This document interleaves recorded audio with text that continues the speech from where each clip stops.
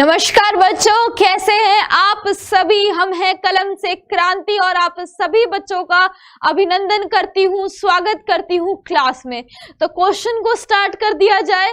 कल हमने जहां से खत्म किया था आज वहीं से दोबारा से शुरू करेंगे, मतलब क्वेश्चन नंबर 18 से हम शुरुआत करेंगे, उसके बाद आगे क्वेश्चन चालू रखेंगे। ठीक है बच्चा, आपकी एनालिसिस के बेसिस पे, एनटीपीसी के एनालिसिस पे आपके ये क्वेश्चन सेट किए हैं। ठीक है, मल्टीपल चॉइस क्वेश्चन डाले हैं मैंने, कल भी सारे एमसीक्यूज थे, आज भी एमसीक्यूज ही हैं। ठीक है, आपके टेस्ट आपका टेस्ट मैं कल दे दूंगी, ज्यादा क्वेश्चंस दे दूंगी उसमें, तो याद रखना, चिंता नहीं करनी है मैम आप टेस्ट क्यों नहीं दे रहे हो, जो आप लास्ट में वन लाइनर देते थे, तो बच्चा उसकी जगह ये ले लीजिए। ये भी तो अगर आप ऑप्शंस नहीं होंगे तो वो भी वन लाइनर बन जाएगा। तो फिलहाल एमसीक्यूज करेंगे आज, कल वन लाइनर से टेस्ट ले लेंगे। इसको भी टेस्ट मान के करना कि अपना कॉपी किताब और पेन लेके बैठना और आज आपको चेक करना है कि आपके कितने सही हुए कितने गलत हुए। ये रोज ही चेक करना है, आज नहीं, डेली जितने भी क्वेश्चंस होंगे रोज अपने आप को एनालाइज करना है, अपने आप को चेक करना है कि मैं कहां पर सही करता हूं, कहां पर गलत करता हूं। अगर मुझे क्वेश्चन आता है मैं तब भी गलत करता हूं, या फिर क्वेश्चन नहीं आता तो चलो वो अलग बात है। और क्वेश्चन आने के बाद भी अगर आपका गलत होता है तो याद रखना आपको एकदम सीरियस होना पड़ेगा। फिर क्वेश्चन को कैसे सही तरीके से ढंग से आपने कहां पर गलती की है, क्वेश्चन समझने में गलती की है या हड़बड़ी में आंसर देने के लिए क्वेश्चन गलत कर दिया है, तो इन सब चीजों को आपको ही अपने आप में कमियां देखनी पड़ेंगी। क्योंकि मेरे सामने तो आप बैठे नहीं है ना, अगर आप ऐसे मेरे सामने बैठे होते तो मुझे पता होता आपने ये आंसर किया तो मैं पता लगा लेती कि कहां पर गलती की है। तो अभी अपने आपको खुद देखना है, चेक करना है अपने आप को। ठीक है, बहुत ही बढ़िया। इसके साथ क्वेश्चन की शुरुआत कर देते हैं। बच्चे बहुत समझदार हैं, जिन बच्चों के आंसर सही होंगे बहुत ही बढ़िया, कांग्रेचुलेशंस, और जिनके नहीं होंगे कोई बात नहीं, चीजों को समझना है और आगे बढ़ना है। ठीक है, चलिए क्वेश्चन नंबर 18 देखेंगे, मतलब फर्स्ट क्वेश्चन देखेंगे आज की क्लास का। तो मनुष्य के मध्य कान की गुहा में कर्ण अस्थियों के अतिरिक्त और क्या होता है।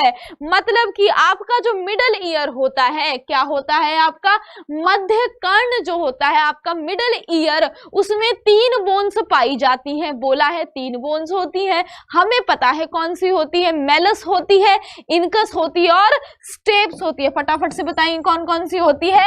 मेलियस होती है, इनकस होती है, कौन सी होती है, मेलियस होती है। बच्चा हिंदी में मेलियस प्रोनाउंस करते हैं, मेलस होती है, और कौन सी होती है, इनकस होती है। और थर्ड कौन सी होती है बच्चा, थर्ड होती है आपकी स्टेप्स। कौन सी होती है, स्टेप्स। ये स्टेप्स क्या होती है बच्चा, ये स्टेप्स आपकी स्मॉलेस्ट हड्डी, मतलब सबसे छोटी बोन होती है। सबसे छोटी क्या होगी, हड्डी होगी, सबसे छोटी हड्डी होती है क्या, आपकी स्टेप्स। ठीक है बच्चा, क्या होती है, सबसे छोटी हड्डी होती है क्या, स्टेपीज बोलते हैं। क्या बोलते हैं, स्टेपीज बोलते हैं। क्या बोलते हैं बच्चा, स्टेपीज बोलते हैं। याद रखेंगे क्या बोलते हैं, स्टेपीज बोलते हैं। ठीक है, क्या बोलते हैं, स्टेपीज।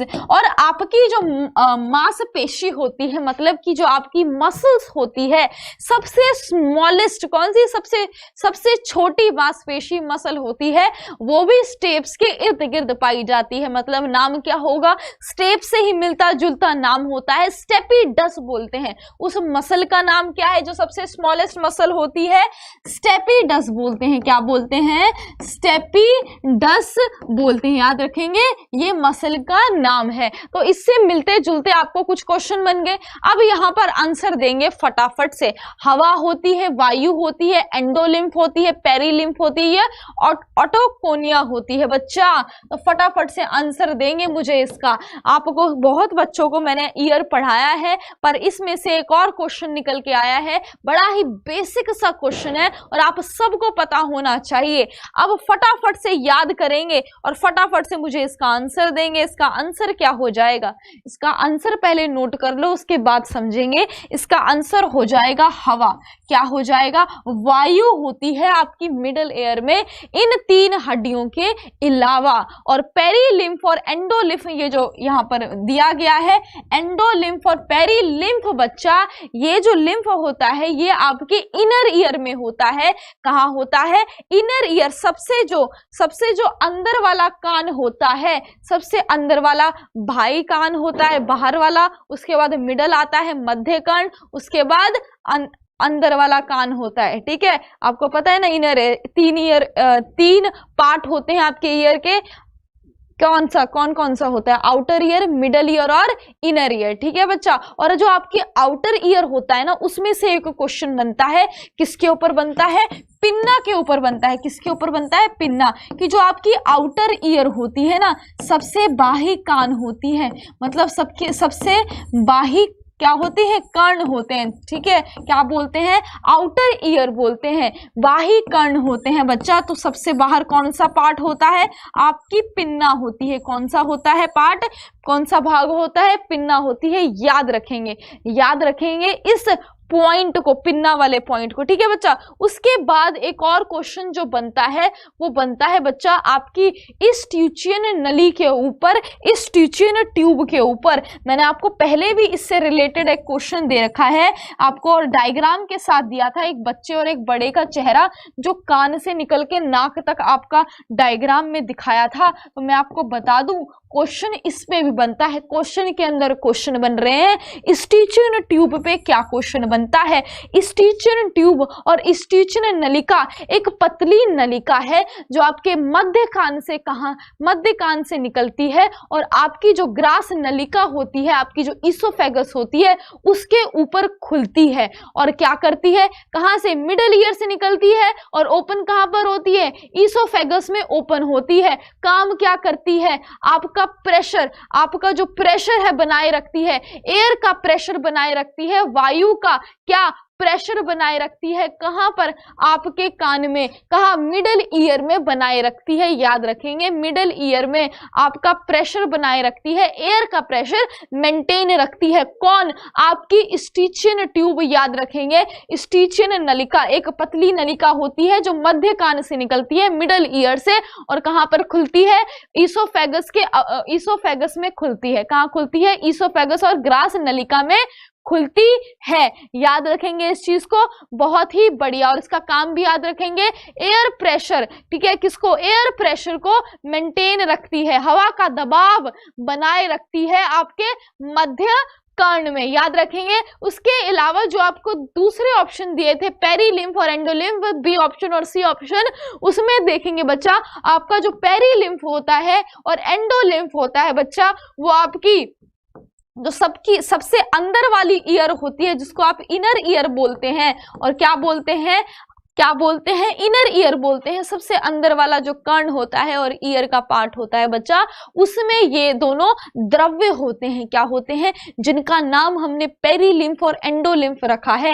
याद रखना, अगर आपसे पूछ लिया क्वेश्चन में पलट के कि एंडोलिम्फ कहाँ पाया जाता है, तो क्या बोलोगे, इनर ईयर में होता है। क्या, सबसे इनर ईयर में होता है। ठीक है बच्चा, याद रखेंगे, इनर ईयर में होता है। और अगर आपका पूछ लिया कि ऑर्गन ऑफ कॉटे, जो आपने कोकीलियर भी पढ़ा था ना, कोकीलिया, कर्णावृत या कोकीलिया जिसे बोलते हैं, मैंने आपको बोला था। ठीक है बच्चा, और ये भी आपका कहाँ पाया जाता है, इनर ईयर में पाया जाता है। अगर आपसे बोल दिया जाए कोटिका की ग्रंथि, किसकी, कोटि की ग्रंथि कहां पर पाई जाती है, कोटि की ग्रंथि, जिसको ऑर्गन ऑफ कोटि भी बोला जाता है। क्या बोला जाता है, सॉरी, ऑर्गन क्या बोला जाता है बच्चा, ऑर्गन ऑफ कॉटी बोला जाता है, कॉटी की ग्रंथि बोला जाता है। वो भी कहाँ पाई जाती है, आपकी इनर ईयर में पाई जाती है, आपकी इनर ईयर में पाई जाती है। याद रखेंगे बच्चा, इनर ईयर में पाई जाती है। इसके बाद हम आगे चलते हैं, इससे रिलेटेड, आपके कान से रिलेटेड ये क्वेश्चंस बनते हैं जिनको याद रखना है। 3 बोन्स के नाम याद होने चाहिए, कौन कौन से पार्ट होते हैं आपके कान के, वो वो याद होने चाहिए। अगर आपका काम मतलब आपको पता होना चाहिए, एज अ नॉलेज के लिए आपको बता देती हूँ कि आपका जो साउंड होती है, और एक और क्वेश्चन यहाँ से मेरे को याद आया कि आपके जो दोनों कान होते हैं, इससे भी क्वेश्चन पूछा जाता है, इन दोनों दो कान क्यों होते हैं, तो दोनों कान का क्या महत्व है, क्या फंक्शन है। तो एक कान एक डायरेक्शन से साउंड को ले ले, दूसरा कान दूसरी डायरेक्शन से साउंड को ले ले, कि दोनों डायरेक्शन से ये, दोनों दिशाओं से ये आपकी आवाजों को सुन सके, इसीलिए आपके दो कान होते हैं। और इंटेंसिटी भी, आपकी जो तीव्रता होती है, इंटेंसिटी होती है, ठीक है, किसकी स्पीड होती है आपके आवाज की, वो भी आपके दोनों कान दोनों दिशाओं से ले सके, इसलिए भी दो कान होते हैं। और ये इनके फंक्शन होते हैं, क्या होते हैं इनके काम, इसका कार्य होता है किसका, दो कानों का। इसमें से एक ये रिलेटेड क्वेश्चन पूछता है। तो इससे रिलेटेड जितने भी क्वेश्चन होंगे याद रखना, आपका जो पिन्ना है वो पहले साउंड को कलेक्ट करेगा, फिर पिन्ना से साउंड कहाँ जाएगा, आपकी जो बच्चा बाह्य नलिका होगी, मतलब क्या होगी, ये तो बीच में से नलिका जा रही है ना, ये सेंटर में से, क्या ये बीच में से ये जो कैनाल सी जा रही है आपकी, ठीक है बच्चा, ये होगी। उसके बाद आपकी एक टिम्पैनिक मेम्ब्रेन आती है, इस झिल्ली से कहां से आवाज जाएगी अंदर की तरफ, मिडल ईयर में, फिर मिडल ईयर से कहां जाएगी आपके इनर ईयर में, फिर इनर ईयर में कुछ नर्व्स होंगी, तंत्रिकाएं होंगी, ये तंत्रिका आपके सिग्नल को कहां लेके जाएंगी, ब्रेन तक लेके जाएंगी, मस्तिष्क, और फिर मस्तिष्क पहचानेगा कि ये आवाज किसकी है। अगर पहले सुनी होगी तो आपके क्या, आपका मस्तिष्क पहचानेगा किसकी आवाज है, कैसी आवाज है, एक लड़के की है, लड़की है, या कौन बोल रहा है। मेमोरी में जो आपके स्टोर हो जाता है ये सब चीजें आपकी फिर मस्तिष्क पहचानेगा, मतलब ब्रेन पहचानेगा। बहुत ही बढ़िया। इसके साथ आगे क्वेश्चन की तरफ देखिए, क्वेश्चन नंबर 19, मतलब सेकंड क्वेश्चन देखिए, how many ear bones are there. तो याद पता होना चाहिए, क्वेश्चन यहाँ से पक्का बनेगा आपका, पक्का एकदम मार्क कर लो इसे, 2 स्टार लगा लेना। इसका आंसर हो जाएगा क्या, 2 ऑप्शन में है क्या, वेरी गुड, 2 नहीं सॉरी 3 ऑप्शन में है क्या, हाँ जी 3 ऑप्शन में तो है ही नहीं। तो अब क्या होगा बच्चा, आपसे क्या पूछा है, हाउ मेनी ईयर, कान कितने होते हैं। कुछ बच्चे कंफ्यूज होते हैं कि होते तो 3 बोन्स हैं, लेकिन आपके कान 2 होते हैं, तो हड्डियां कितनी हो जाएंगी, 6 हड्डियां हो जाएंगी, 3 इसमें 3 इसमें, कितनी आ जाएंगी, 6 आ जाएंगी। बहुत बढ़िया, कितनी आ जाएंगी, 6 आ जाएंगी। इस क्वेश्चन के साथ आगे बढ़े, क्वेश्चन नंबर 22 देखेंगे आप, फटाफट से पढ़िए। The second name of the knee cap is, जानू फलक का दूसरा नाम क्या है। ये क्वेश्चन मैंने आपको, ये जरूरी क्वेश्चन है और इस क्वेश्चन को याद कर लेना। यहाँ से 1-2 क्वेश्चन बनते हैं और बार बार आपसे पूछे जाते हैं, हड्डियों के ऊपर क्वेश्चंस रिपीट होते हैं बच्चा, इसलिए क्वेश्चन इंपॉर्टेंट है। अगर आपको याद नहीं है तो कर लो, और जो बच्चे पहले से जुड़े हैं उन्हें पता होगा इसका आंसर। तो आंसर क्या हो जाएगा बच्चा, जो हमारी नी कैप होती है, हमारी घुटने की जो हड्डी होती है ना बच्चा, कैप जो ऐसे कटोरी जैसी होती है, इसका नाम क्या होता है, पटेला होता है। क्या नाम होता है बच्चा, जानविक बोला जाता है और पटेला होता है। अब इससे रिलेटेड और कौन से क्वेश्चन बनते हैं ये देखेंगे बच्चा। आपकी जो कपाल होती है, जो क्रेनियल बोन्स होती हैं, वो कितनी क्रेनियल्स, आपका क्रेनियम क्या होता है बच्चा, जैसे अगर आप एक पॉलीथीन है, आपके पास पन्नी है, तो वो पन्नी क्या करती है, आपकी सब्जियों को क्या करती है, ढकती है, क्या करती है, ढकती है। वैसे ही आपका जो ब्रेन होता है अंदर, मस्तिष्क, उसको एक हड्डी कवर करती है, हड्डी ढकती है, जिसको हम क्रेनियम बोलते हैं, और स्कल क्रेनियम बोलते हैं। उस हड्डी को क्या बोलते हैं, क्रेनियम बोलते हैं, क्रेनियल बोन्स बोलते हैं, क्रेनियल हड्डियों से बना है, और कपाल बोलते हैं। याद रखेंगे, सबसे आउटर मोस्ट हड्डी जो आपके ब्रेन को कवर करती है, छुपाती है, उसे प्रोटेक्ट करती है, बचाती है, उसे क्या बोला जाता है, क्रेनियम बोला जाता है। फिर जो आपके क्रेनियम के अंदर एक लिक्विड सा होता है, जो अंदर वाली झिल्ली होती है इसके अंदर, उसको क्या बोला जाता है, मेनिंजेस बोला जाता है। क्या बोला जाता है, लिख देते हैं यहाँ पर, क्या बोला जाता है, मेनिंजेस बोला जाता है। ठीक है बच्चा, अगर आपका यहाँ पर इसकी बीमारी हो जाए, मेनिंजेस की बीमारी हो जाए बच्चा, मेनिंजेस की बीमारी होता है, तो उसको बोला जाता है मेनिंजाइटिस। क्या बोला जाता है, मेनिंजाइटिस। क्या बोला जाता है, मेनिंजाइटिस। ठीक है, क्या बोला जाता है, मेनिंजाइटिस, मेनिंजाइटिस। स्पेलिंग चेक कर लेना एक बार। मेनिनजाइटिस, ठीक है बच्चा, क्या बोला जाता है? मेनिनजाइटिस बोला जाता है। इसकी स्पेलिंग आपको एक बार चेक करनी है। मेनिनजिस लेयर होती है, झिल्ली होती है, और उसके अगर बीमारी हो जाए, ठीक है, खराब हो जाए, इन्फेक्शन हो जाए, क्या हो जाए? इन्फेक्शन हो जाए अगर मेनिनजिस का, तो क्या हो जाता है? मेनिनजाइटिस हो जाता है। उसके अंदर आपका मस्तिष्क होता है, जिसके 3 भाग होते हैं, अग्र मस्तिष्क, मध्य मस्तिष्क और पश्च मस्तिष्क। और जो आपका पहला अग्र मस्तिष्क होता है, जिसको फोर ब्रेन भी बोला जाता है, उसके 2 भाग होते हैं, सेरिब्रम और डायनेंसिफिलॉन। फिर डायनेंसिफिलॉन के 2 भाग होते हैं, थैलेमस और हाइपोथैलेमस। मैं आपको ब्रेन डिस्क्राइब कर चुकी हूँ, थोड़ा सा ऊपर का आउटलाइन दे देती हूँ। जो नए बच्चे आए हैं, जिनको जानना है वो मेरी प्रीवियस क्लास देखेगा, और फिर वरना अगर मैं अभी डिटेल देने लग गई क्या क्या होता है, तो फिर इसमें क्वेश्चन में टाइम लग जाएगा, ठीक है। फिर आपका जो मध्य मस्तिष्क होता है बच्चा, उसके कितने, वो उसके 2 भाग होते हैं, कॉर्पोरा कैलोसम होता है, और दूसरा कौन सा होता है बच्चा? जो आपका सेरिब्रल पेंडिकल होता है, जो आपके मस्तिष्क को आपकी मेरु रज्जु से, मतलब आपकी स्पाइनल कॉर्ड से जोड़ता है। क्या बोला जाता है? कॉर्पोरा पेंडिकल बोला जाता है। फिर आपका जो पश्च मस्तिष्क होता है, जिसको हाइंड ब्रेन बोला जाता है, क्या बोला जाता है? हाइंड ब्रेन बोला जाता है। उसके भी 2 भाग होते हैं, कौन सा? एक सेरिबेलम होता है, स्पेलिंग लिख देती हूँ, कंफ्यूज नहीं होना है। कौन सा होता है? सेरिबेलम होता है, ठीक है बच्चा, सेरिबेलम होता है। कौन सा होता है? सेरिबेलम होता है, ठीक है बच्चा। और दूसरा कौन से पार्ट में होता है? मेड्यूला ऑब्लंगाटा होता है, जो जितनी भी उपापचय अभिक्रियाएं होती है, श्वसन वगैरह, वो सब का नियंत्रण कौन रखता है? आपका मेड्यूला ऑब्लंगाटा, याद रहेगा। और आपका सेरिबेलम बैलेंस बना के रखता है, क्या बैलेंस बनाता है आपका, याद रहेगा। और मोटर के जितने भी काम होते हैं, मोटर और बैलेंस, मतलब जो जैसे अगर जो बंदा शराब पीता है, क्या करता है? उसका जो सेरिबेलम होता है वो खराब हो जाता है, क्योंकि वो एक जगह खड़ा नहीं रह सकता, हिलता डुलता, मतलब एक बैलेंस नहीं बनता उसके चलने में। क्या नहीं बनता बच्चा?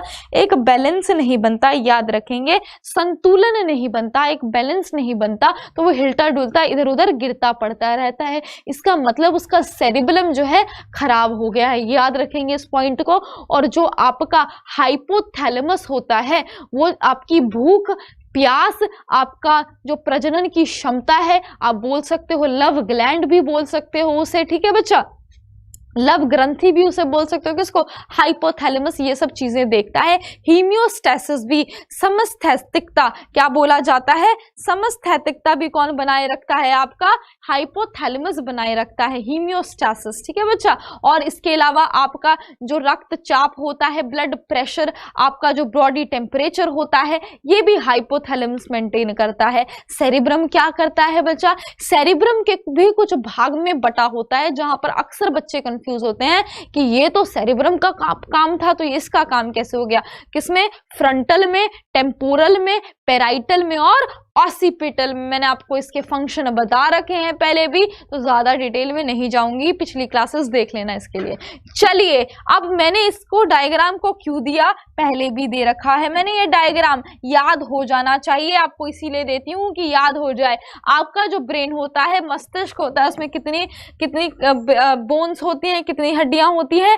तो 8 क्रेनियल बोन्स होती हैं। कितनी क्रेनियल बोन होती हैं? 8 क्रेनियल बोन होती हैं। कपालीय हड्डी होती है। और जो आपका चेहरा होता है, फेस होता है, उनमें कितनी हड्डियां होती हैं?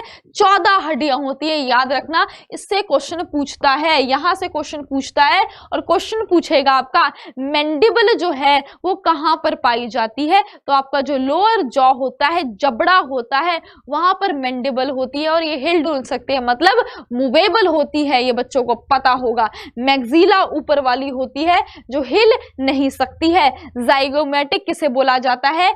चीक बोन को बोला जाता है, चीक बोन और चीक हड्डी, ठीक है बच्चा, याद रहेगा। वोमर कहाँ होती है? जो आपके नाक के यहाँ होती है, बीचों बीच, याद रहेगा। लैक्रिमल ग्लैंड होता है, और यहीं पर लैक्रिमल बोन होती है, जिसमें से टीयर्स, आंसू बनते हैं, याद रहेगा। बहुत बढ़िया। फिर आपसे क्वेश्चन बनता है यहाँ पर, सेफेनॉइड बोन में कौन सा ग्लैंड होता है, कौन सी ग्रंथि होती है? तो कौन सी ग्रंथि होती है? आपकी पीयूष ग्रंथि होती है। पिट्यूटरी ग्लैंड आपके सेफेनॉइड बोन में होती है, याद रहेगा। और इथेमॉइड बोन भी आपकी कहाँ होती है बच्चा, आपके क्रेनियल में आती है। इनको याद रखना, यहां से रिलेटेड क्वेश्चन पूछेगा। देखा, फ्रंटल है, पेराइटल, टेम्पोरल, ऑसिपिटल, यही भाग होते हैं आपके। सेरेब्रम भी बटा होता है जो आपके अग्र मस्तिष्क और फोर ब्रेन का पार्ट है। इस चीज को याद रखना। इस चीज के साथ मैं अब आगे बढ़ रही हूँ। चलिए नेक्स्ट क्वेश्चन। और पहले एक स्केलेटन का स्ट्रक्चर है, पहले भी आपको दे चुकी हूँ। इसमें मेन चीज मैं जो आपको दोबारा से रिवाइज करवाना चाहती हूँ ये है कि बच्चा आपको याद रखना है किन किन के बारे में मेन चीज क्वेश्चन बताऊंगी आपको। अगर आपको आते हैं तो बहुत बढ़िया, पर ये नहीं डिस्क्राइब नहीं करूंगी, बस क्वेश्चन बताऊंगी कहां से बनते हैं। एक तो बच्चा आपको फीमर के ऊपर बनता है कि फीमर लॉन्गेस्ट बोन है। दूसरा किसके ऊपर बनता है कि फिब्यूला और तिबिया कहां पर होते हैं, आपकी लेग्स में होते हैं। फिर जो आपका तीसरा क्वेश्चन बनता है वो यहां पर बनता है बच्चा कि आपके हीमर कहां पाए जाते हैं, आपके हाथ में होते हैं। और बॉल और सॉकेट जॉइंट बनता है जो आपके कहां पर शोल्डर में होते हैं और आपके हिप में होते हैं। कहा बॉल एंड सॉकेट जॉइंट कहां पर होते हैं, आपसे पूछा जाता है। बॉल एंड सॉकेट जॉइंट कहां होते हैं, आपकी शोल्डर बोन में होते हैं, ऐसे होते हैं, शोल्डर बोन में होते हैं। और आपके कहां होते हैं, एक कटोरी जैसी होती है, उसके अंदर एक डंडा जैसे ऐसे होता है। तो ये बॉल एंड सॉकेट जॉइंट होता है। बॉल एंड सॉकेट जॉइंट जो आपके हिप जॉइंट होता है और आपके शोल्डर जॉइंट होता है, याद रखेगा। बहुत बढ़िया। फिर आपसे जो पूछा जाता है नेक्स्ट क्वेश्चन वो ये है कि ये क्या होते हैं बच्चा, कार्पल्स कितने होते हैं, 8। फिर आपके मेटाकार्पल्स कितने होते हैं बच्चा, 5। फेलेंजेस कितने होते हैं, 14। तो यहां से भी क्वेश्चन पूछ लेता है। रिब्स के पेयर से पूछता है, ठीक है। कितनी पसलियां होती है, तो 12 जोड़ी होती है, 12 पेयर होती है, 12 जोड़ी होती है रिब्स के हड्डी की, याद रखेंगे। और आपसे वर्टिब्रे कॉलम कितनी होती है ये पूछता है, तो कितनी हो जाएंगी, 33 हो जाएंगी, याद रखेंगे। इन सब क्वेश्चन को आप याद रखेंगे, अच्छे से याद रखेंगे, ठीक है बच्चा, अच्छे से याद रखना।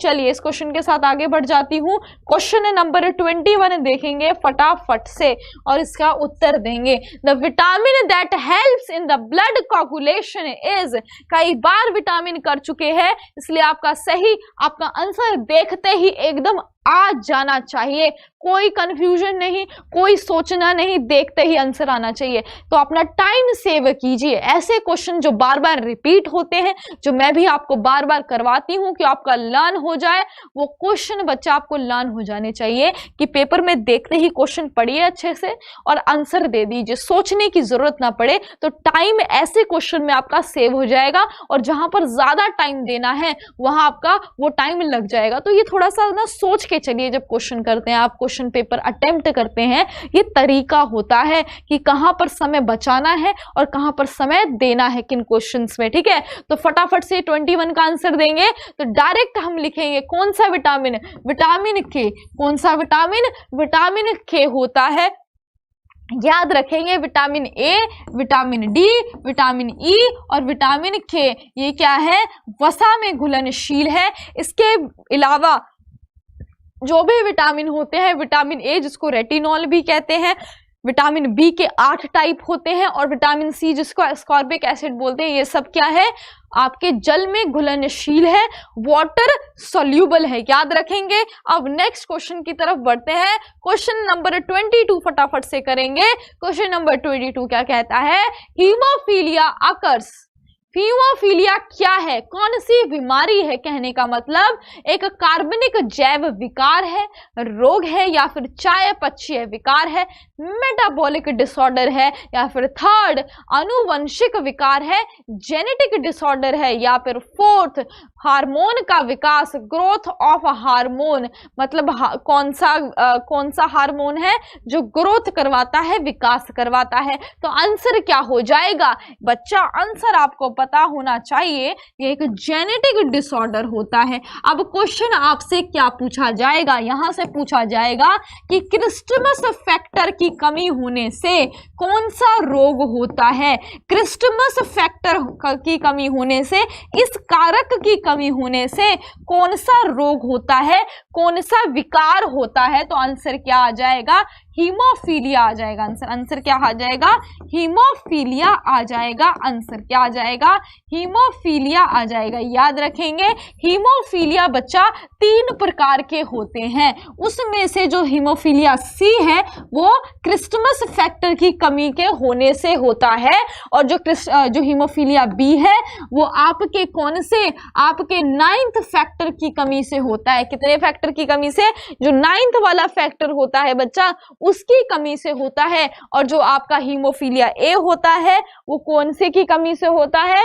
वो 8th की कमी से होता है। 6th 7th और 8th ये रोमन में लिखा जाता है, ठीक है। 8th 9th और ये 11th फैक्टर को ही बच्चा क्रिस्टमस फैक्टर बोलते हैं। इसीलिए क्वेश्चन को इनडायरेक्टली यहां से पूछता है कि क्रिस्टमस फैक्टर क्या होता है, किसकी बीमारी से लिंक? तो ये ब्लड की बीमारी होती है। किसकी? ब्लड की बीमारी होती है। याद रखेंगे होता क्या है इस बीमारी में, इस रोग में क्या होता है? तो जब आपका खून बहता है तो आप देखते हैं कुछ देर बाद, 2-3 घंटे बाद ही, 10-15 मिनट में भी हो जाता है। जब ज्यादा चोट लगी हो तो ज्यादा समय लगता है ना भरने में, और कम चोट होगी हो तो थोड़ी देर में ही भर जाती है। तो ये भरती किस वजह से है? तो रक्त का थक्का बनता है, रक्त जम जाता है। तो कुछ प्रोटीन्स होती हैं, कुछ फैक्टर होती हैं हमारे शरीर में जो रक्त का थक्का बनाने में मदद करती है, उसको जमाने में मदद करती है। अब ये वो फैक्टर्स का नाम है, और यहीं से क्वेश्चन पूछा जाता है कि ये फैक्टर्स क्या होती हैं? तो ब्लड कोगुलेशन में, रक्त का थक्का बनने में मदद करती है। याद रहेगा, बहुत बढ़िया। तो कौन सी प्रोटीन होती है, जरा मुझे फटाफट से नाम बता दीजिए। और आपको प्लाज्मा प्रोटीन भी कहते हैं, जो हमारे प्लाज्मा में प्रोटीन होती है। और क्वेश्चन भी पूछा गया है कि जो आपकी फिब्रिनोजन है बच्चा, जो आपके धागे धागे से आपको दिखाई देते हैं, आपके चोट में व्हाइट व्हाइट रेशे रेशे से हो जाते हैं ना, तो किसकी वजह से होते हैं? जो फिब्रिनोजन है बच्चा, क्या है बच्चा? आपकी फिब्रिनोजन प्रोटीन है। जो आपकी फिब्रिनोजन जो प्रोटीन है आपकी, वो किस में कन्वर्ट हो जाती है? फिब्रिन में कन्वर्ट हो जाती है। और उसके बाद ये क्या बनाते हैं बच्चा? क्लॉट कर देते हैं। क्या करते हैं? क्लॉट। और यहाँ पर क्या आता है बच्चा? कौन चेंज करता है इसको? थ्रोम्बिन चेंज करता है। कौन करता है? थ्रोम्बिन करता है। और ये भी एक क्लॉटिंग फैक्टर है। याद रखेंगे ये थ्रोम्बिन क्या है? एक कार्यशील है, मतलब एक्टिव है। क्या है? एक्टिव है। और इसको एक्टिव कहां से बनता है? पहले ये प्रोथ्रोम्बिन की फॉर्म में इसमें विद्यमान होता है आपके रक्त में, लेकिन बाद में ये थ्रोम्बिन में बदल जाता है, जो एक एक्टिव है और ये एक इनएक्टिव है, कार्यहीन है। बदलता कौन है? तो कैल्शियम बदलता है। इसलिए आपका एक और क्वेश्चन यहां से पूछा जाता है कि कैल्शियम क्या करता है, कहां पर मदद करता है? तो कहां मदद करता है? आपके रक्त में मदद करता है। ठीक है। वैसे ये प्रोसेस बहुत ही लंबे होते हैं कि कैसे कैसे क्लॉटिंग होता है। जब आपका खून निकलता है तो एक दूसरे को एक्टिव करता है, दूसरा तीसरे को करता है, फिर वो क्लॉटिंग करता है। पर जो मेन चीज आपसे पूछी जाती है, जो आपको याद रखनी है, एक तो फिब्रिनोजन से फिब्रिन कन्वर्ट होता है, और यही फिब्रिन क्या करता है? क्लॉट बनाता है। जो आपके धागे धागे से बन जाते हैं ना चोट के ऊपर व्हाइट कलर के, वो आपके ऐसे व्हाइट व्हाइट से आपको निकलते हुए दिखाई देते हैं, वो फिब्रिन ही होते हैं, फिब्रिन के धागे। और ये है क्या? प्रोटीन है। इन्हें प्लाज्मा प्रोटीन भी बोलते हैं। ये एग्जाम्पल है प्लाज्मा प्रोटीन की। आपसे क्वेश्चन पूछा जाता है एक यहां से भी। और मैंने आपको बताया ये थ्रोम्बिन का नाम भी पूछा जाता है कि कौन कन्वर्ट करता है, कौन बदलता है उसे फिब्रिन में? तो थ्रोम्बिन बदलता है। और थ्रोम्बिन को प्रोथ्रोम्बिन से थ्रोम्बिन को कौन बदलता है? कैल्शियम बदलता है। इसलिए अगर आपसे पूछ लिया जाए कि कौन सा धातु है, कौन सा एलिमेंट है जो ब्लड क्लॉटिंग में इंपॉर्टेंट रोल प्ले करता है, तो किसका नाम ले देंगे? कैल्शियम का नाम ले देंगे। किसका नाम ले देंगे? कैल्शियम का नाम ले देंगे। और ये प्लाज्मा प्रोटीन है। क्या है? प्लाज्मा प्रोटीन है। क्या है बच्चा? प्लाज्मा प्रोटीन है। याद रहेगा, प्लाज्मा प्रोटीन है। ठीक है बच्चा, इस क्वेश्चन के साथ आगे बढ़ जाए। आंसर क्या हो जाएगा? यह एक जेनेटिक डिसऑर्डर है, अनुवंशिकी विकार है। क्योंकि आपकी जीन्स में जो चेंज आता है, आपकी जीन्स में जब चेंज आता है, जीन्स में क्या चेंज आएगा? आपके न्यूक्लियोटाइड में जब चेंज आता है तो जीन्स में चेंज आएगा। तो जीन्स में चेंज आएगा तो प्रोटीन में चेंज आएगा। प्रोटीन में चेंज आएगा तो जो चीजें बनेंगी, जो प्रोटीन्स बनेंगे वो खराब बनेंगे, वो काम नहीं कर पाएंगे, वो कार्यहीन होंगे। तो इसीलिए उसको जेनेटिक डिसऑर्डर बोला जाएगा। समझ में आया? जब जीन्स में चेंज होता है तब उसको आनुवंशिकी रोग बोला जाता है, या विकार बोला जाता है, और जेनेटिक डिसऑर्डर बोला जाता है। इसीलिए आनुवंशिकी मतलब जेनेटिक डिसऑर्डर है। अगर आपसे पूछ लिया जाए कि ये जेनेटिक डिसऑर्डर होते किस वजह से हैं, तो हार्मफुल रेज की वजह से होते हैं, जिससे म्यूटेशन हो जाता है, उत्परिवर्तन हो जाता है, म्यूटेशन हो जाता है, जिसके कारण हमारी जो जीन्स होती हैं वो बदल जाती हैं। याद रखेंगे इस चीज को, ठीक है। अब इसके साथ नेक्स्ट क्वेश्चन की तरफ बढ़ रही हूं कि आपका 23 क्वेश्चन क्या है बच्चा। 23 क्वेश्चन आपको क्या कहता है कि एक्यूपंक्चर, जिसको एक्यूपंक्चर भी बोलते हैं आप, क्या है? हृदय का एक रोग है, या फिर ट्यूब और टायर की सफाई है? जैसे आप पंचर तो सुना होगा आप सबने, पंचर हो गई गाड़ी, तो ये उससे रिलेटेड तो बिल्कुल भी नहीं है। ये है एक्वापंचर। क्या है? एक्वापंचर है बच्चा। क्या है? यहाँ पर वैसे स्पेलिंग एक्वापंचर होनी चाहिए इसकी, ठीक है। एक्वा मतलब ये होनी चाहिए, एक्वापंचर। बाकी आप देख लेना, एक्वापंचर होनी चाहिए। एक्वा का मतलब आता है प्रेशर से, किससे? दबाव से, प्रेशर से, ठीक है बच्चा। तो इसका आंसर क्या हो जाएगा? सुइयों के माध्यम से उपचार विधि, ठीक है बच्चा। इसका आंसर ये हो जाएगा। क्या हो जाएगा? इसका आंसर ये हो जाएगा। तो बच्चा याद रखना, ये एक ओल्ड प्रैक्टिस है, ठीक है। पुराने जमाने में कहा किस देश में होती है? ये चाइना में होती है। तो चाइनीज लोगों की ओल्ड प्रैक्टिस है ये, ठीक है। एक पुरानी विधि है जिसके द्वारा हम जो दर्द है, जो अगर किसी को दर्द हो रहा होता है ना, तो एक्वापंचर से उसके दर्द को सुइयां चुभाई जाती हैं, और क्या उसके दर्द को कम किया जाता है। ये ओल्ड प्रैक्टिस है, पहले परफॉर्म होती थी, चाइनीज प्रैक्टिस है। याद रखेंगे, चाइनीज मेडिसिन में इसको यूज किया जाता था, ठीक है। चाइनीज मेडिसिन में इसको यूज किया जाता था एज अ मेडिसिन के रूप में, दर्द को कम करने के लिए, ठीक है बच्चा। इसका आंसर याद रखना, इसका आंसर सी हो जाएगा, ठीक है बच्चा, सी हो जाएगा, इसको याद रखना। चलिए क्वेश्चन नंबर 24 करेंगे। Which of the following is related to the blood pressure? निम्नलिखित में से किसका सह संबंध रक्तचाप से है? यकृत का है, आपका टेस्टिस का है, वृषण का, या फिर अग्न्याशय का है, या फिर अधिवृक्क का है? किसका है बच्चा? तो फटाफट से बता देंगे, इसका आंसर पता होना चाहिए आपको। किसका है? लीवर नहीं होगा इसका आंसर। कुछ बच्चे लीवर देते हैं तो लीवर नहीं होगा, इसका लीवर नहीं होगा, यकृत नहीं होगा। आंसर इसका एड्रीनल हो जाएगा। मैंने आपको बताया हुआ है कि आपकी जो किडनी होती है, क्या होती है? किडनी, उसके ऊपर क्या होते हैं बच्चा? उसके ऊपर बच्चा क्या होते हैं? उसके ऊपर आपके एड्रीनल ग्लैंड होते हैं, जिसको अधिवृक्क ग्रंथि बोला जाता है। क्या बोला जाता है? अधिवृक्क ग्रंथि बोला जाता है। ये जो एड्रीनल ग्लैंड होते हैं, क्या होते हैं? एड्रीनल ग्लैंड बच्चा, ये एक हार्मोन रिलीज करते हैं, एड्रेनलिन। अभी तक आपने इसका सुना होगा, इसको स्ट्रेस हार्मोन बोलते हैं। 3F होते हैं, फाइट, फ्लाइट और फ्राइट। पर इसके अलावा भी इसके काम होते हैं। ये रक्तचाप वगैरह, ये रक्तचाप इन सबको नियंत्रित करता है। क्या करता है? रक्तचाप इन सबको नियंत्रित करता है। कैसे? H+ का बच्चा ये किडनी का फंक्शन को कंट्रोल करता है। जो आपका वृक्क का फंक्शन होता है ना, जो उसका काम होता है, उसको कंट्रोल करता है। H+ का रीएब्जॉर्प्शन वगैरह का काम करता है। मतलब रीएब्जॉर्प्शन का मतलब क्या होता है बच्चा? कि H+ को दोबारा से क्या करवाता है? एब्जॉर्ब करवाता है, सोखता है। जो नली होती है ना, उसमें जो आपकी नेफ्रॉन होती है, नेफ्रॉन की जो ट्यूब्स होती हैं, वहां पर करवाता है। इतना डिटेल में आपको नहीं समझना है, बस याद रखना एड्रेनलिन का काम कहां से होता है? H+ से होता है।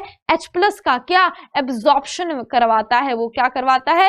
एब्जॉर्प्शन करवाता है। कौन? एड्रेनलिन। रक्तचाप से भी होता है, और इसको 3F हार्मोन भी बोला जाता है, क्योंकि ये फाइट, या तो लड़ जाओ, या तो भाग जाओ मतलब कि फ्लाइट, या तो डर जाओ मतलब कि फ्राइट। ये सब चीजों को हमारी बॉडी में नियंत्रित करता है। क्या करता है? नियंत्रित करता है। मतलब एकदम से जब इमरजेंसी की कंडीशन होती है, कुत्ता आ गया, आपको बहुत डर लगता है, अब आप क्या करोगे? तो आपका इंस्टेंट रिएक्शन होता है, एड्रेनलिन का जो हार्मोन का लेवल होता है आपकी बॉडी में इंक्रीज हो जाता है। तो आपको या तो भागने के लिए बोलेगा, या तो लड़ जाओगे, या तो फिर क्या डर जाओगे, डरते तो सभी हैं। तो एड्रेनल का लेवल बढ़ जाता है, ठीक है बच्चा, जब ऐसी कंडीशन होती है, इसीलिए इसको 3F हार्मोन बोला जाता है और स्ट्रेस हार्मोन भी बोला जाता है। आगे बढ़ जाएं इस क्वेश्चन के साथ। क्वेश्चन नंबर 25 देखेंगे आप फटाफट से।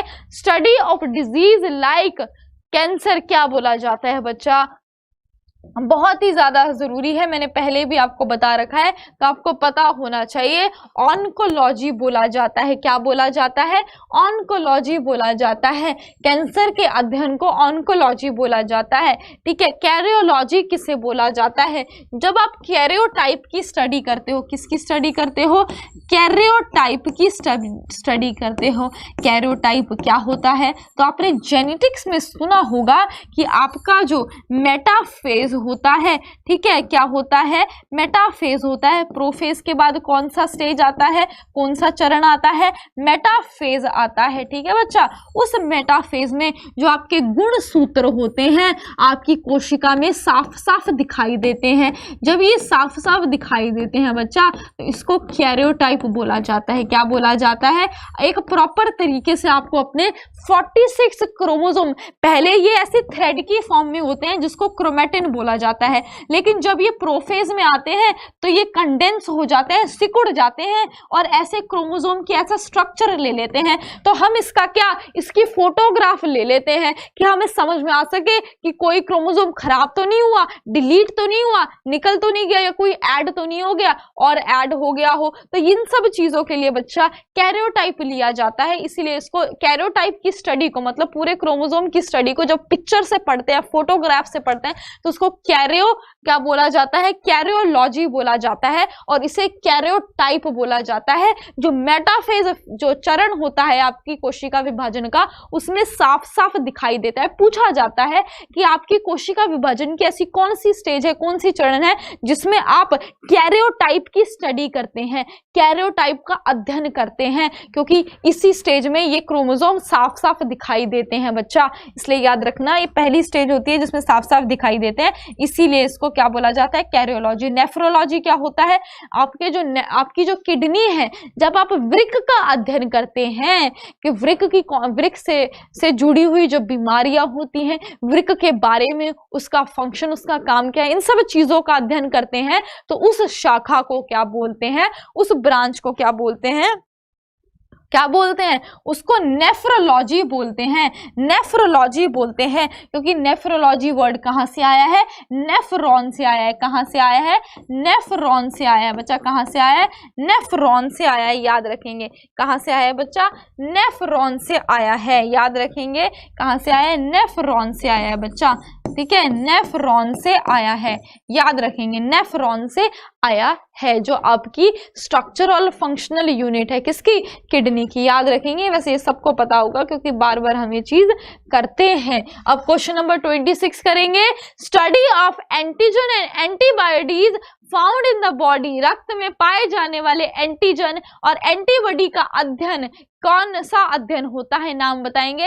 हिस्टोलॉजी बोला जाता है, उत्तक विज्ञान, या फिर जीव विज्ञान बायोलॉजी बोला जाता है, या फिर सीरोलॉजी, या फिर स्त्री रोग गायनिकोलॉजी बोला जाता है। तो नाम से ही पता चल जाता है इसका। आप क्या करोगे, ऑड इवन आउट करोगे, मतलब जिस बच्चे को नहीं पता है वो कैसे करेगा। उसके अलावा और भी जितने आपको दे रखे हैं बड़े कॉमन से। हिस्टोलॉजी मतलब उत्तक विज्ञान, मतलब उत्तक का अध्ययन होता है। आपके उत्तक तो है नहीं है तो काट दोगे इसको। जीव विज्ञान का बच्चा, एक तो जीव विज्ञान तो बायोलॉजी एक बहुत बड़ी ब्रांच है जिसके अंदर हम बहुत सारी चीजें पढ़ते हैं, इसका मतलब ये भी कट जाएगा। उसके बाद बचा आपका सीरोलॉजी और गायनिकोलॉजी, तो नाम से ही पता चल रहा है स्त्री रोग तो होता नहीं है आपका, एंटीजन और एंटीबॉडी। बचा क्या, सेरोलॉजी बचा, और यही आपका क्या हो जाएगा, आंसर हो जाएगा। ये आपका क्या हो जाएगा, आंसर। तो सेरोलॉजी क्या होता है, एंटीजन और एंटीबॉडी की स्टडी होती है। और जो बच्चे पहली बार क्लास को सुन रहे हैं वो जान ले एंटीजन एंटीबॉडी क्या होती है। एंटीजन कोई भी चीज जो आपकी बॉडी पहचानती नहीं है, जिसे वो रिकॉग्नाइज नहीं करती है, आपकी बॉडी के लिए अपनी चीज नहीं है। मतलब कि जैसे कोई भी दूसरा, जैसे कोई जीवाणु आ गया, विषाणु आ गया, जो आपकी बॉडी का नहीं है, आपकी बॉडी जिसे पहचानती नहीं है, जिसे वो पहचानती नहीं है, उसके अगेंस्ट वो क्या सिक्रीट करती है, क्या बनाती है, क्या संशोधन, मतलब क्या सिंथेसिस करती है, क्या सिक्रीट करती है, क्या बनाती है, एंटीबॉडीज बनाती है उसके अगेंस्ट, और क्या कर देगी, उसको मार देगी। क्या करती है, मार देगी। और ये एंटीबॉडीज का निर्माण कौन करता है, ये एंटीबॉडीज का निर्माण कौन करता है, तो आपकी जो बी सेल होती है, क्या होती है, बी सेल, उसी से किसका निर्माण होता है, एंटीबॉडीज का निर्माण होता है। किसका निर्माण होता है, एंटीबॉडीज का निर्माण होता है। याद रखेंगे, बी सेल्स आपकी क्या बनाती है, एंटीबॉडीज बनाती हैं। और ये बी सेल क्या होती है बच्चा, आपके दो लिम्फोसाइट होते हैं, दो लिम्फोसाइट सेल होते हैं, एक बी सेल होती है और एक टी सेल होती है। क्या होती है, बी सेल और टी सेल। और ये कहां पर बनते हैं, आपकी जो बोन मैरो होती है, क्या अस्थि मज्जा होती है, आपके फीमर में होती है, वहां पर इनका निर्माण होता है। याद रखना, एक क्वेश्चन पूछा जाता है कि एंटीबॉडीज किससे बनती है, बी सेल से बनती हैं। और ये जो बी सेल है, ये कहां बनती है, किसके टाइप है, लिम्फोसाइट के दो टाइप के सेल्स होते हैं, बी सेल और टी सेल। और ये लिम्फोसाइट क्या है बच्चा, ये आपकी कहां बनती है, फीमर में बनती है। जो फीमर में क्या होता है, अस्थि मज्जा होता है, बोन मैरो होता है। और ये लिम्फोसाइट भी किसका टाइप होते हैं, आपकी WBC का। एक बार लिख देती हूं, जो बच्चे नए हैं उनके लिए लिख देती हूं, जो आपके WBC होते हैं, क्या आपके होते हैं बच्चा, श्वेत रक्त कोशिकाएं होती हैं। श्वेत रक्त कोशिका जो आपकी होती है बच्चा, वो कितने प्रकार की होती है, एक ट्रिक से याद करवाया था मैंने, जरा जिसको पता है फटाफट से बताएंगे कौन सी ट्रिक होती है, नेवर लेट मंकीज ईट बनाना। क्या होती है बच्चा, नेवर लेट मंकीज ईट बनाना। यहां लिख रही हूं, क्या होती है, नेवर लेट मंकीज ईट बनाना। आप बताएंगे अब इसमें ट्रिक क्या है, मंकीज ईट बनाना, ये नाम आपको याद करना है। और इस नाम में क्या याद करना है, जो एन वर्ड है सबसे पहला नेवर का, वो किसको रिप्रेजेंट करता है, न्यूट्रोफिल सेल्स को करता है। हिंदी इंग्लिश दोनों में सेम होता है, तो मेरे बच्चों को डरना नहीं है, जब तक मैं हूं तब तक डरने की और घबराने की कोई बात नहीं है। एल का क्या मतलब होता है, लिम्फोसाइट, जिसकी मैं अभी बात कर रही थी कि लिम्फोसाइट की दो टाइप की सेल्स होती हैं, को बी सेल बोला जाता है और टी सेल बोला जाता है। याद रखेंगे, बहुत बढ़िया। फिर आती हैं क्या, मोनोसाइट आती हैं, और ये सबसे बड़ी रक्त की कोशिकाएं होती हैं, लार्जेस्ट सेल्स होती हैं ये, किसकी, आपकी ब्लड की, आपकी रक्त की। मोनोसाइट होती है, सिर्फ ब्लड की होती है। याद रखना, हमारी बॉडी में अगर पूछ लिया जाए हमारे पूरे शरीर में सबसे बड़ी कोशिका कौन सी होती है, तो वो तो अंडा हो जाएगा, एग हो जाएगा। लेकिन रक्त में पूछ लिया कि ब्लड में कौन सी होती है, तो किसका नाम लेंगे, मोनोसाइट का नाम लेंगे। और ई से क्या बनती है बच्चा, आपकी इसाइनोफिल्स बनती है। क्या बनती है, इसाइनोफिल्स बनती है। और बी से क्या बनती है, आपकी बेसोफिल्स बनती है। क्या बनती है, बेसोफिल्स बनती है। याद रखना, बेसोफिल्स को मास्ट सेल्स भी बोलते हैं। क्या बोलते हैं, मास्ट सेल्स। और मास्ट सेल से ही क्या रिलीज होता है, क्या निकलता है, हिपैरिन निकलता है। और ये हिपैरिन के बारे में आपको पता है, ये हिपैरिन क्या करता है, एंटीकोगुलेंट है। एंटीकोगुलेंट मतलब जो रक्त का थक्का नहीं बनने देता। क्या है ये है एंटीकोगुलेंट, जो रक्त का थक्का नहीं बनने देता, मतलब आपको रक्त को जमने नहीं देता, रक्त बहता रहेगा। ठीक है, अगर ये ज्यादा हो गया और आपकी, और एक अच्छा पॉइंट भी है बच्चा, हमारे लिए हानिकारक नहीं होता है हिपैरिन। अगर आपकी बॉडी के अंदर ही, आपकी किसी रक्त वाहिकाओं में ही क्या होने लग जाए, क्लॉट बनने लग जाए, तो ब्लड फ्लो क्या हो जाएगा, हिंडर हो जाएगा। हिंडर मतलब रुक जाएगा, वो रुकावट पैदा करेगा वो क्लॉट। तो ये हिपैरिन जो है वो उसको घोलने में भी, उसको डिसॉल्व करने में भी मदद करता है। अगर आपके शरीर के अंदर ही कहीं क्लॉट बन गया है जो नहीं बनना चाहिए था, तो उसमें मदद करता है हिपैरिन। एंटीकोगुलेंट है, मतलब रक्त का थक्का बनने को रोकता है। याद रखेंगे इसको, इस पॉइंट को याद रखें। इसमें मैंने आपको जितने भी पॉइंट बताए याद रखना। WBC को ल्यूकोसाइट भी बोला जाता है। क्या बोला जाता है, ल्यूकोसाइट भी बोला जाता है। अगर आपको WBC का कैंसर हो गया तो क्या बोला जाएगा? ल्यूकीमिया बोला जाएगा। क्या बोला जाएगा? ल्यूकीमिया बोला जाएगा। याद रखेंगे कितने क्वेश्चन बन गए इस क्वेश्चन के अंदर, आपको याद हो, बहुत ही बढ़िया। नेक्स्ट क्वेश्चन देखेंगे फटाफट से। नेक्स्ट क्वेश्चन क्या बोलता है हमें? निम्नलिखित में से कौन सा स्तन या पाई नहीं है, मतलब स्तनधारी भी बोलते हैं, तो कौन सा स्तनधारी मतलब मैमल नहीं है? ऑप्शन में से सेलेक्ट करना है आपको। ऑप्शन पढ़ेंगे। पहला ऑप्शन क्या है? फिशीज है, मछलियां, या फिर चमगादड़ है, या फिर वेल है, या फिर मैन है, मतलब आदमी है। तो आंसर क्या हो जाएगा इसका? आंसर क्या हो जाएगा बच्चा? इसका आंसर क्या हो जाएगा? इसका आंसर हो जाएगा फिशेस, क्योंकि ये किस में आते हैं? आपके जो मत्स्य होते हैं, मछलियां वाले जो फाइलम होता है, संघ होता है, उसमें आते हैं, और मैमल्स में ये सारे आते हैं। वेल भी एक मैमल है, स्तनधारी है, बैट भी और मैन भी। स्तनधारी की एक अच्छी सी प्रॉपर्टी बता दीजिए जो डिफाइनिंग प्रॉपर्टी है। इनमें मेमरी ग्लैंड्स होते हैं जो मिल्क का सिक्रीशन करते हैं, क्या बनाते हैं? दूध का उत्पादन करते हैं। कौन? मेमरी ग्लैंड और मेमरी ग्रंथि होती है। याद रखेंगे इसको, क्या? मेमरी ग्रंथि होती है, याद रखेंगे इस पॉइंट को, ठीक है बच्चा? मेमरी ग्लैंड्स होते हैं, ठीक है? किस में बच्चा? आपके जो मैमल्स होते हैं, और इनमें इनकी बॉडी पे हेयर्स भी होते हैं, हेयर्स भी होते हैं, बाल भी होते हैं। एक डिफाइनिंग प्रॉपर्टी होती है। नेक्स्ट क्वेश्चन देखेंगे फटाफट से।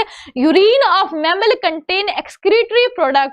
तो याद रखना, ये जो यूरिक एसिड है वो एक क्या है? एक क्या बनाता है बच्चा? जो आपके बोलते हैं ना कि आपके क्या किडनी स्टोन्स हो गए, क्या हो गए बच्चा? किडनी, गुर्दे में पथरी हो गई, तो यूरिक एसिड पथरी, मतलब आपके पथरी का निर्माण करता है। किसका निर्माण करता है? एक स्टोन का बोल सकते हैं आप निर्माण करता है यूरिक एसिड। और कैल्शियम ऑक्सलेट, ये दो ऐसे होते हैं बच्चा जो आपके क्या पथरी का निर्माण करते हैं, कैल्शियम ऑक्सलेट और एक यूरिक एसिड। तो बच्चा ये तो आपकी यूरिन में नहीं होता, तो बचा क्या? अमोनिया। तो याद रखना, अमोनिया तो यूरिया में कन्वर्ट हो जाता है जो आपके यूरिन में होता है, इसलिए आंसर हो जाएगा यूरिया। अमोनिया भी नहीं हो जाएगा। याद रखना, अमोनिया हमारी बॉडी में एक्युमुलेट नहीं होता है, हो गया तो बहुत ज्यादा हानिकारक होता है हमारे शरीर के लिए, ये चीज को याद रखना। कैल्शियम ऑक्सलेट होते हैं, दो स्टोन्स होते हैं जो यूरिक एसिड और कैल्शियम ऑक्सलेट से बनते हैं। आगे चले इस क्वेश्चन के साथ। चलिए नेक्स्ट क्वेश्चन देखेंगे। फेरोमोन इज फाउंड इन, ये क्वेश्चन बहुत ज्यादा इंपॉर्टेंट है। फेरोमोन, ठीक है, फेरोमोन बोलते हैं, ठीक है, फेरोमोन से ही है वो, फेरोमोन बोलते हैं बच्चा। फेरोमोन क्या होता है? एक जानवर, फेरोमोन ये केमिकल होता है, रसायन होता है, इसको रिलीज करते हैं, निकालते हैं, जिससे दूसरा एनिमल इसकी तरफ क्या हो सके? आकर्षित हो सके। क्यों आकर्षित करना है? जनन के लिए, प्रजनन के लिए, रिप्रोडक्शन के लिए, इसीलिए अट्रैक्ट करते हैं कि उसके पास आ सके। तो क्या रिलीज करेंगे? फेरोमोन रिलीज करते हैं। तो बोला है कौन रिलीज करते हैं? अभी तक आपने फेरोमोन की डेफिनेशन करवाई थी मैंने आपको, अब बताएंगे कि कौन रिलीज करते हैं। तो इसका आंसर हो जाएगा इंसेक्ट रिलीज करते हैं। कौन रिलीज करते हैं? आपके इंसेक्ट लोग रिलीज करते हैं, याद रहेगा। बहुत बढ़िया, आगे चल पड़े इस क्वेश्चन के साथ। क्वेश्चन नंबर 30 देखेंगे फटाफट से। Colour of skin depend on, त्वचा का रंग निर्भर करता है किसके ऊपर? एंजाइम के ऊपर, हार्मोन के ऊपर, या फिर एपिडर्मिस या फिर मेलानिन के ऊपर। तो हमें पता है कि हमारे स्किन का कलर कौन डिटरमाइन करता है? मेलानिन पिगमेंट डिटरमाइन करता है, बताता है कौन? मेलानिन। एपिडर्मिस क्या होता है बच्चा? जो आपकी सबसे ऊपरी त्वचा होती है, क्या होती है? सबसे ऊपरी त्वचा होती है, उसको एपिडर्मिस बोला जाता है। एंजाइम तो आपको पता ही है क्या होते हैं? जैविक उत्प्रेरक होते हैं। क्या होते हैं? जो आपकी क्या करते हैं? जो आपके रिएक्शन को फास्ट कर देते हैं। क्या करते हैं? जैविक उत्प्रेरक होते हैं बच्चा, याद रखेंगे इसे, जैविक उत्प्रेरक होते हैं। जैसे अगर मैं आपके साथ जुड़ गई तो आपकी स्टडी जो हो जाएगी वो फास्ट हो जाएगी ना, आपको थोड़ा सा हेल्प मिल जाएगी, क्वेश्चंस में भी हेल्प मिल जाएगी, आपकी स्टडी में भी हेल्प मिल जाएगी, तो आपको चीजें भी पता चलेंगी, तो आपकी जो पढ़ाई होगी उसका क्या स्पीड फास्ट हो जाएगी ना। तो ऐसे क्या है, तो मैं आपके लिए क्या हूँ? एक एंजाइम की तरह काम कर रही हूँ। वैसे ही आपके रिएक्शन को, आपके डाइजेशन को फास्ट करने के लिए क्या यूज होते हैं? जैविक उत्प्रेरक और एंजाइम्स होते हैं जो रिएक्शंस को फास्ट कर देते हैं। क्या? रासायनिक क्रिया को, जैविक रासायनिक जो क्रियाएं होती हैं उनको, उसकी रिएक्शन को फास्ट कर देते हैं, तेज कर देते हैं। हार्मोन्स क्या होते हैं बच्चा? ये भी क्या होते हैं, केमिकल कंपाउंड्स होते हैं, रसायन जो प्रोटीन से भी बने होते हैं, लिपिड से भी होते हैं, जैसे कि इंसुलिन प्रोटीन है।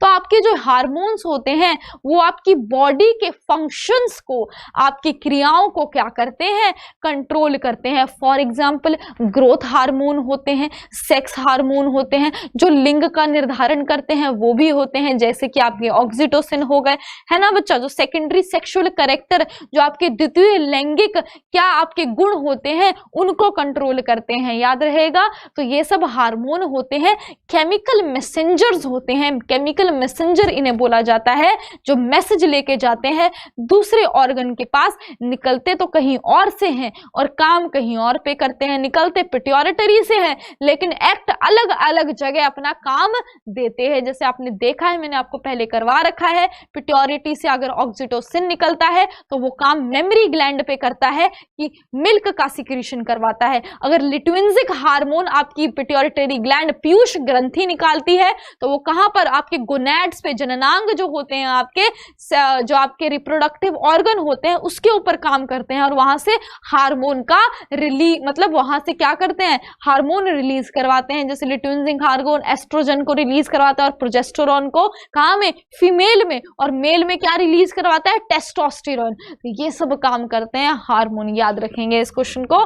चलिए अब आगे बढ़ जाएं इस क्वेश्चन के साथ। क्वेश्चन नंबर 31 देखेंगे, आपकी रीढ़ की हड्डी की संख्या है, number of spinal nerve is, रीढ़ की हड्डी की जगह इसको काट के करो, मेरुरज्जु तंत्रिकाओं की, किसकी, जो मेरुरज्जु तंत्रिकाएं होती हैं बच्चा, उसके कितने जोड़े होते हैं। अब बताइए, मेरुरज्जु तंत्रिकाएं जो होती हैं, मतलब न्यूरॉन्स जो होती हैं, वो कितने होते हैं नंबर्स में, 10 पेयर होते हैं, 12 पेयर होते हैं, 15 होते हैं, या नन ऑफ दीज होते हैं। तो आंसर इसका साफ साफ है, मैंने आपको पहले भी बताया हुआ है, लेकिन क्वेश्चन कभी नहीं दिया। तो आप यहाँ पर क्वेश्चन नोट करेंगे कि इसका ऑप्शन हो जाएगा डी हो जाएगा। आंसर क्या हो जाएगा इसका, डी हो जाएगा।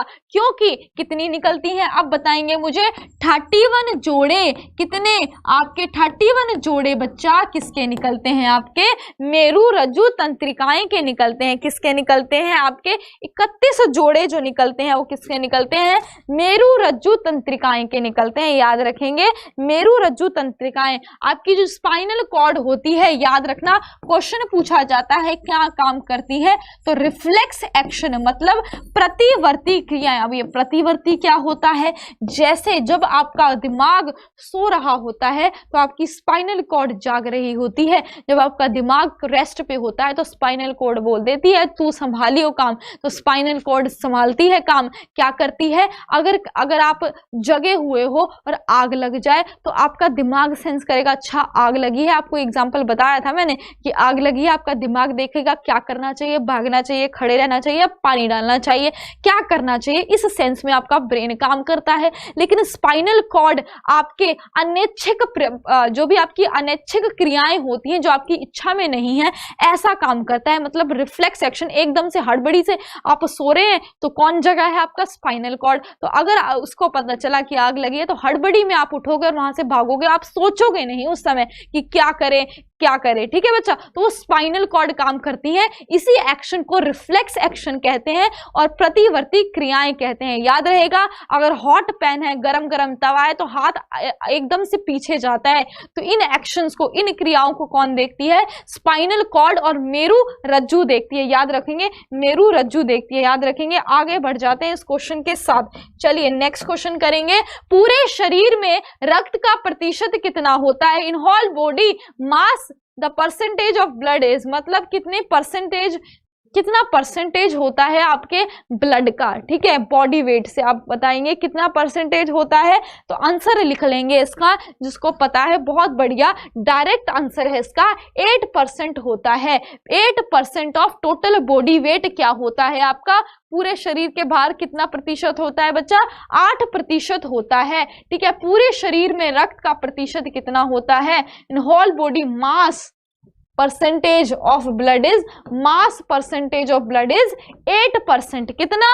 8%। याद रखेंगे, दा को काट देना, क्वेश्चन गलत बन रहा है यहां से, ठीक है, दा को काट देना। 8% होता है, याद रखेंगे, आगे बढ़ जाएंगे, ठीक है। चलिए यहां पर क्वेश्चंस खत्म होते हैं। चलिए बहुत बहुत बढ़िया, आप सबका बहुत बहुत धन्यवाद। इसी के साथ आज की क्लास को खत्म करते हैं। जय हिंद, जय भारत।